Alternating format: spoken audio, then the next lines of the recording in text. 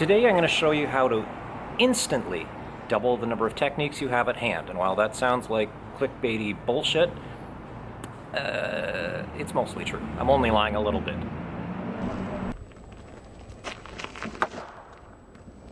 Before we get to that though, I'm going to give you 5 really good staff combinations to work with that I think you'll enjoy.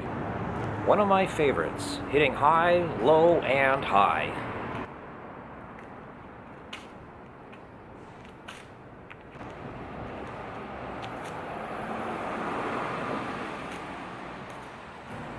And a variation on that, hitting high, low, and then what we call a lob tick strike, which starts on one side of the body and slashes through to the other.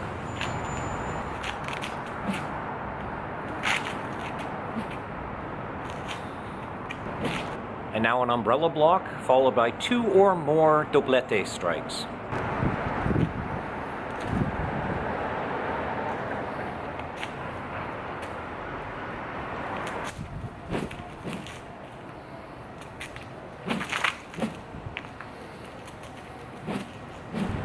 This time, a high block with the middle section and 2 or more abanico strikes.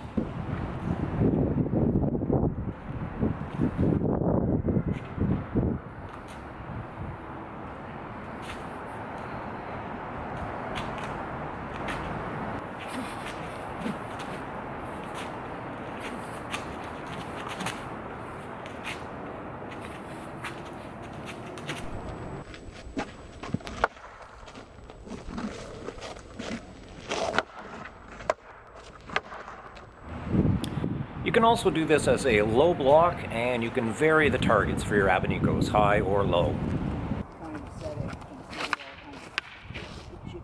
Oh, cool. Yeah, I'm playing camera actually. It's like jacket people. This one starts with a watik, a retracting strike, a redondo, a strike that stays on one side of the body, and a lob tick, like we said, going from one side of the body to the other.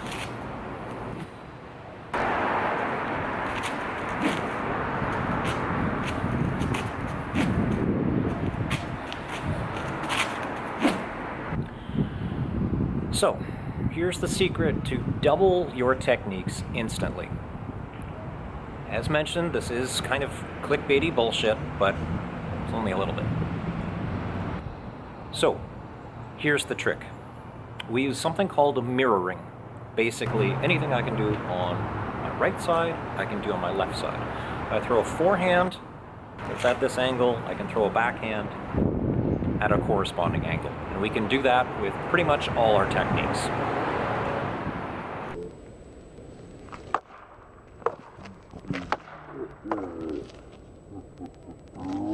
So let's run through our staff techniques again, this time with mirroring.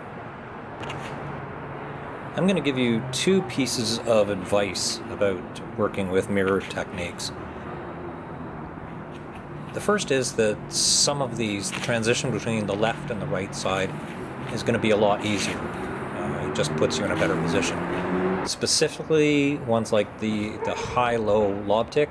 That lob tick puts you on the other side of your body and sets you up for the next repetition of the technique. Some of these you're going to have to play around with for a bit to figure out the optimal way to switch between the left hand and the right hand versions.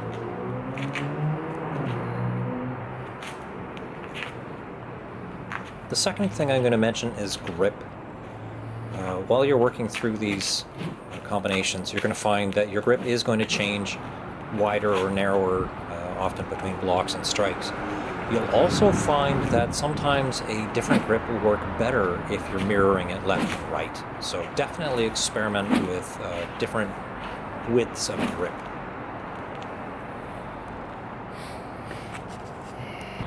So I mentioned at the beginning that I was lying, but I was lying just a little bit.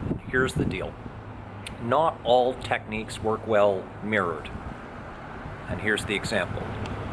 Doing the middle block works great on one side, but if you try to do it on the other side, it becomes this mess. This doesn't work. So, that's the lie. Almost every technique can be mirrored. If your team dies, then you no longer get frightened. Oh. Okay, I hope that helps and that you get a lot out of both the combinations I showed at the beginning and the concept of mirroring. Practice these combinations and experiment with mirroring.